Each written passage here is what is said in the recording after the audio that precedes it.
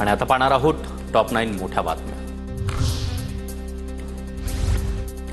वैष्णवीच्या वडिलांकडून हगवणे कुटुंबियांनी रुखवातासाठी 1.5 लाख रोख मागितले।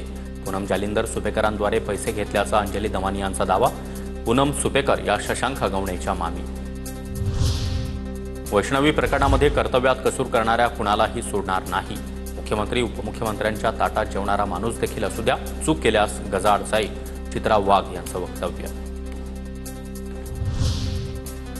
वैष्णवी हगवणे मृत्यू प्रकरणी निलेश चव्हाणला 3 जूनपर्यंत पोलीस कोठडी।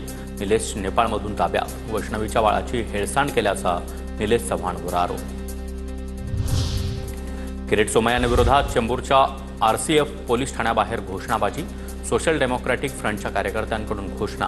कार्यकर्त्यांना पोलिसांनी ताब्यात घेतलं। अनधिकृत भोंग्यांवर कारवाईसाठी सोमय्यांचं पोलिसांना निवेदन।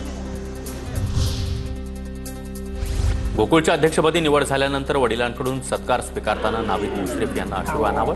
कालच्या निवडीनंतर सकाळी कागलमधील निवासस्थानी पितापुत्रांची भेट। वडिलांचे आशीर्वाद घेताना नावीद मुश्रीफ भाऊक। पितापुत्रामधील भावनिक क्षण पाहताना कार्यकर्ते देखील स्तब्ध।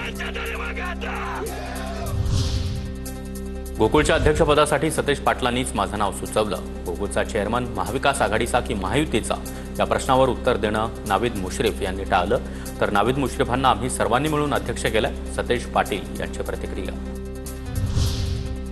भाजपकडून 22 जिल्ह्यातील जिल्हाध्यक्षांची घोषणा। दक्षिण मुंबई आणि वसई विरारमध्ये भाजपची धुरा महिलांच्या हाती।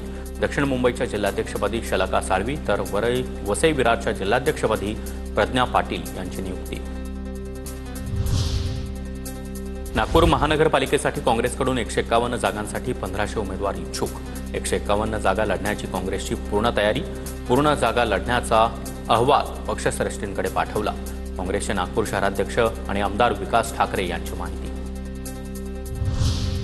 पीक नुकसान भरपाईच्या मदत रकमेमध्ये कपात। 3 ऐवजी 2 हेक्टरपर्यंतच मदत मिळणार, राज्य सरकारचा निर्णय।